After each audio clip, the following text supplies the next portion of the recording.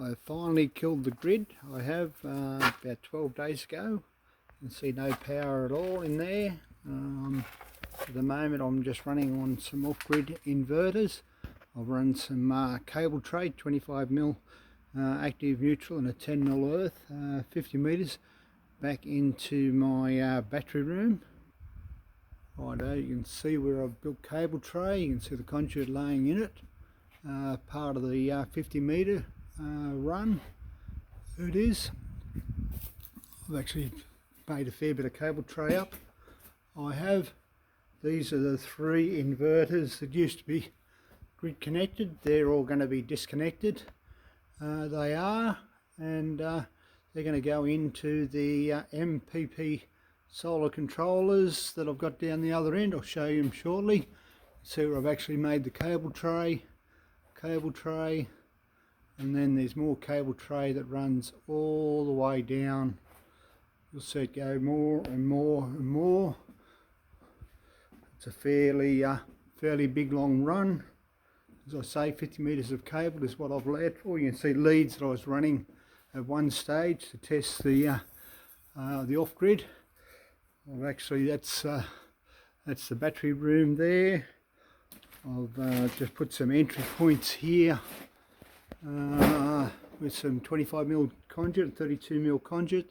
Some have been blanked off. It's a bit temporary at the moment. It's all insulated, the battery room. We'll have a look inside the battery room. It's still a little bit of work in progress, or a fair bit of work in progress. Turned up today is the 3rd inverter on the right hand side, 11 kilowatt MPP solar. I'm running at the moment with that 25mm cable, as you can see laying in that cable tray. It just follows in. I'll plant it down properly. Lots of cable tray because I've got a lot of data and PV cable to pull in from those other 3 GridConnect SolarX inverters that are no longer of any use. Those SolarX inverters, they've got PV inputs for each one, so I've got PV inputs into these that'll take up to 500 volts on each one, so that'll go in from each GridConnect one, will go into each one of these inverters. I haven't hooked up the battery side of it, but this one I've got a shunt to go on each one of them. You can see a 500 amp Victron shunt that's going to be cut in with that negative on that side of things, and that way I can monitor how much goes into the battery banks. I've got 3 battery banks here at the moment. I've got another 3 that I've got to build. The batteries are turned up for the 4th one, and I've ordered the ones for the 5th one. When they turn up, that'll give me 84 kilowatts hours of batteries, and then before the end of the year I'm going to buy another 16 kilowatt of EVE batteries from Google Power.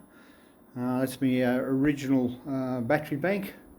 It is, so yeah, it's all work in progress, but I'm totally relying on my own grid now, so no more umbilical cord to the local electricity bill, and no more feed-in tariffs to worry about. So that's just a bit of an update.